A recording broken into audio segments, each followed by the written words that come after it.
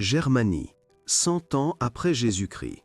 Le légionnaire Gaius retire ses caligas après une marche de 50 km. Pieds rouges, enflés par la charge. Il s'attend à des ampoules. Hier, ils ont grimpé une colline sous la pluie, les caligas trempés de part et d'autre. Gaius palpe ses pieds. La peau est chaude mais lisse. Pas une seule ampoule. Pas une seule plaie sanglante. Année 2024, Alpes. Un touriste retire ses baskets Nike après une randonnée de 15 km. Chaussettes collées aux talons, humides de sueur. Les arrache.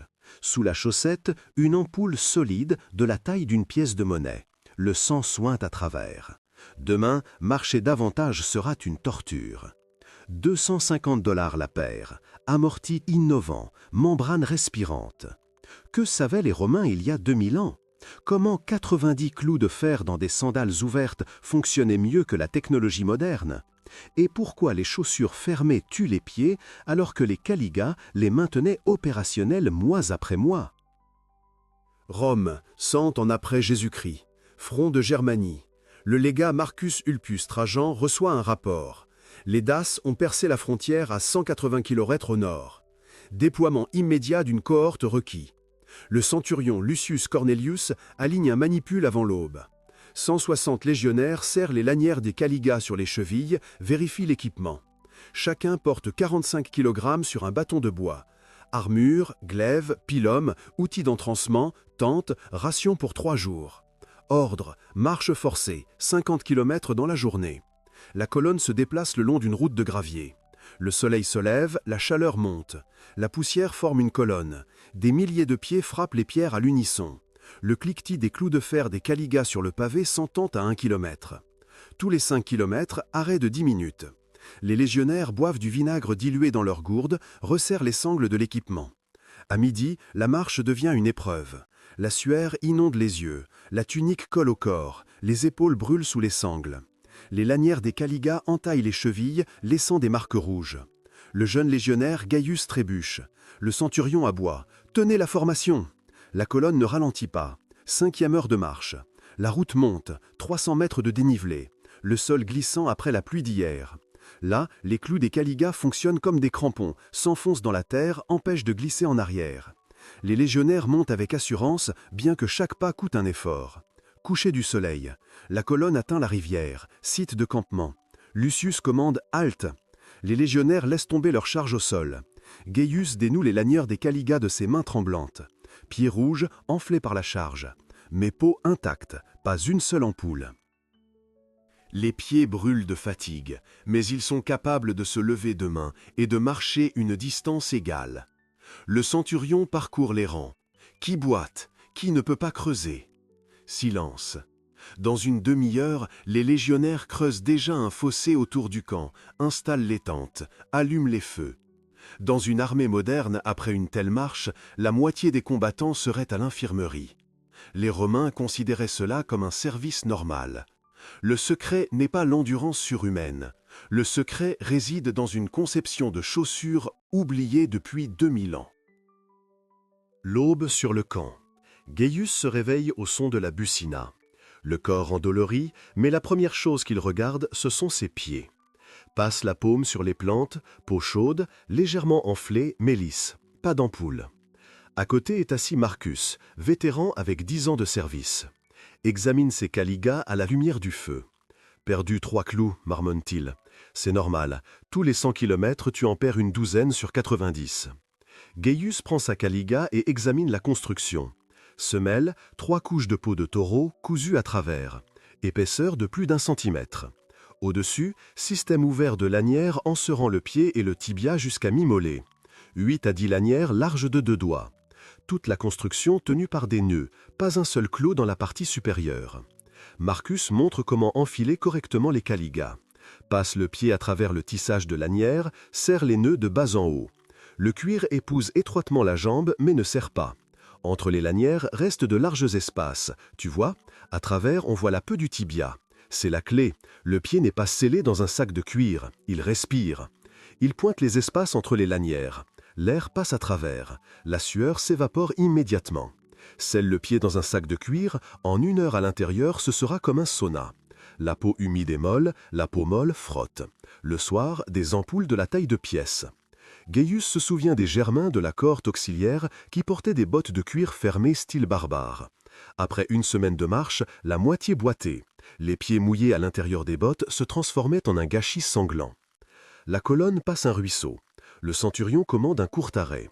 Les légionnaires plongent les pieds dans l'eau directement dans les caligas.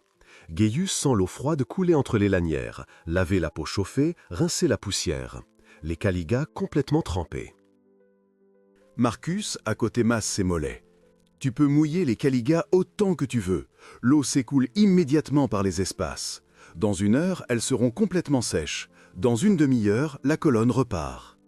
Gaius regarde ses caligas. Le cuir de la semelle encore humide, mais les lanières déjà presque sèches. L'eau s'est écoulée, l'air a séché le reste. Un touriste moderne traverse un ruisseau en basket étanche. L'eau entre à l'intérieur, mais il n'y a pas de sortie. Les membranes synthétiques piègent l'humidité. Les chaussettes se mouillent, la peau s'amollit, le frottement commence. Le soir, ampoule.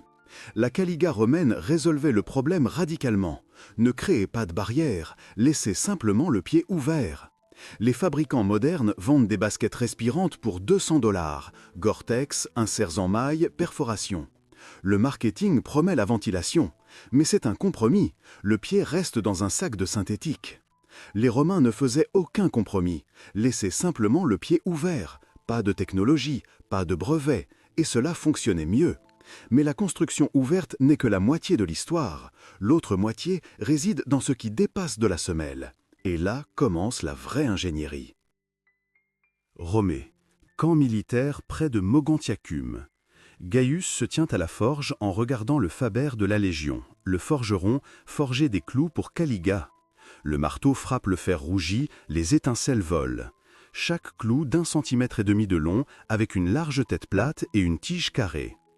Marcus tient sa vieille Caliga. Tu vois le motif sur la semelle ? 90 clous disposés pas au hasard.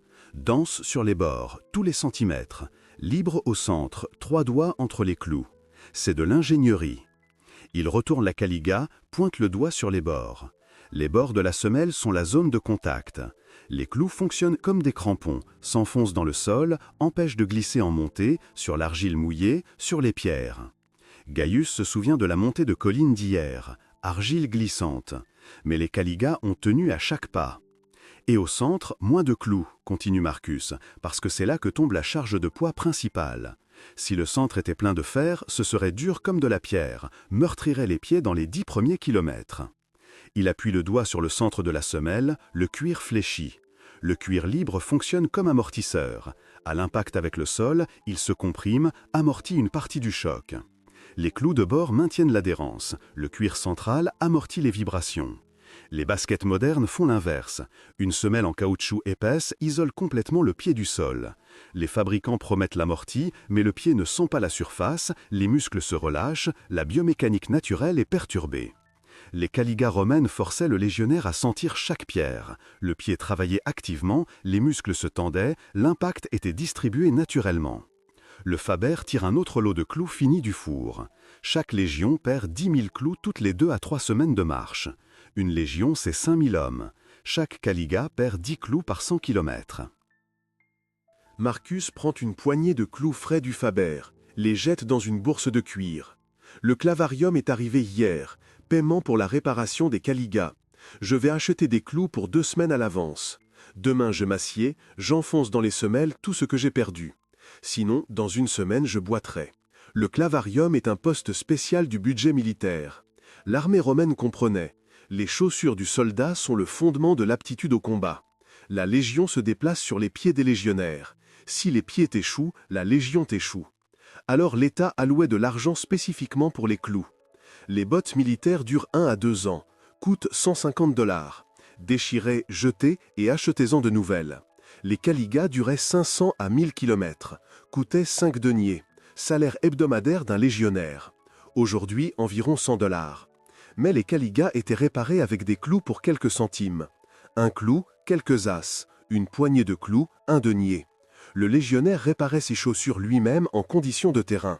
Économie et praticité. Les archéologues, 2000 ans plus tard, trouvent ces clous par milliers dans les sites de camps romains. En Allemagne, ils ont découvert un atelier entier de production de clous. Par les concentrations de clous, les chercheurs reconstruisent les routes des légions à travers toute l'Europe. Là où une légion est passée, des milliers de traces de fer sont restées.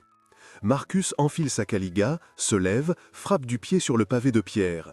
Les clous résonnent sur la pierre, cliquetis métalliques. Ce son a été entendu par les ennemis de Rome, de la Bretagne à la Judée. C'est un avertissement, la Légion arrive. Et elle arrivera, parce que ses pieds ne faibliront pas. Construction parfaite pour la marche. Mais que se passe-t-il quand l'hiver arrive? Soir. Campe au bord de la rivière. Refroidissement, le vent d'automne transperce jusqu'aux os. Marcus tire de son sac de longues bandes de tissu de laine, faciès.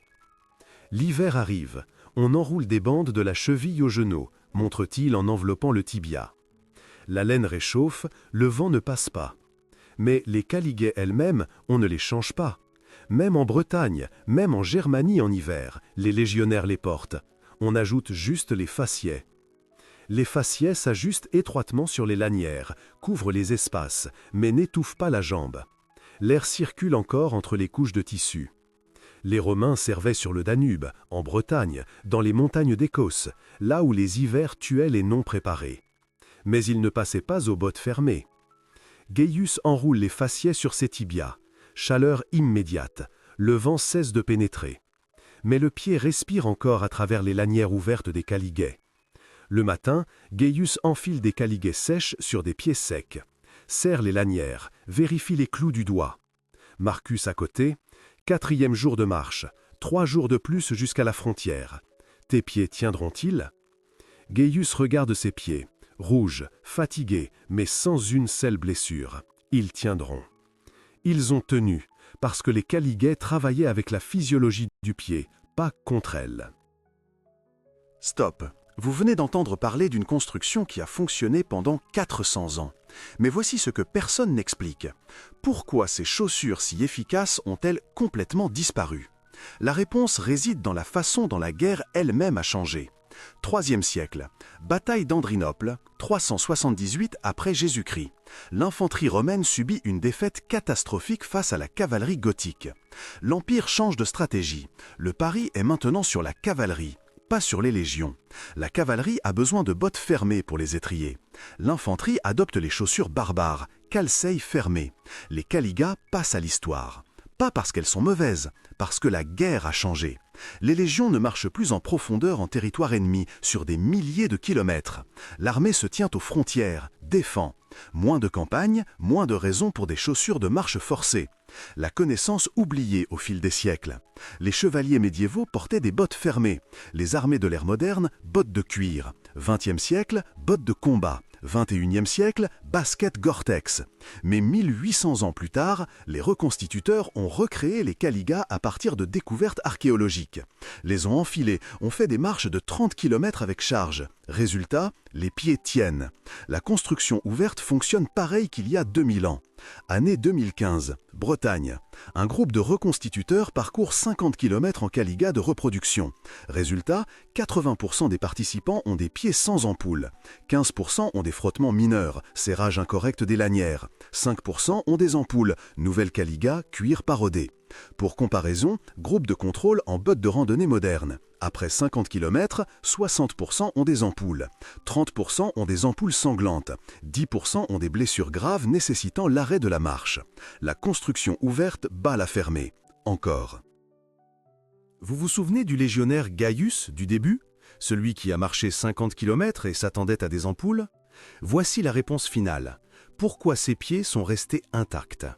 Il y a 2000 ans, un légionnaire romain marchait 50 km par jour, en sandales ouvertes, avec 90 clous de fer dans la semelle, sous 45 kg de charge, pieds sans ampoule. Aujourd'hui, un touriste ne peut pas marcher 15 km en basket à 250 $, avec amorti innovant, avec membrane respirante, avec ventilation 360. Pieds sanglants le soir. La différence n'est pas la technologie, la différence est la philosophie.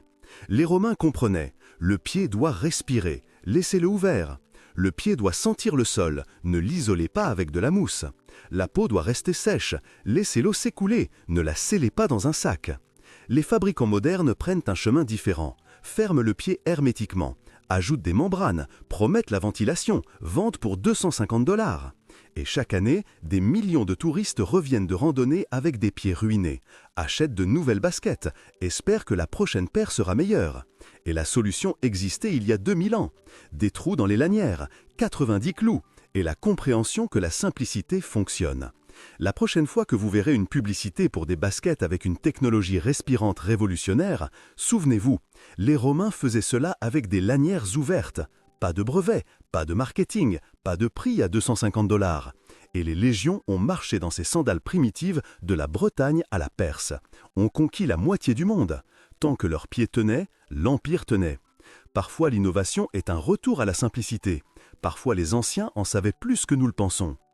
Savez-vous ce qu'autres les Romains faisaient brillamment simple? Le béton romain s'auto-répare après 2000 ans. Prochaine vidéo, nous analyserons les taches blanches que les scientifiques considéraient comme des défauts pendant 200 ans, qui se sont révélés être un mécanisme d'auto-réparation, secret que les ingénieurs modernes tentent de reproduire. Abonnez-vous pour ne pas le manquer.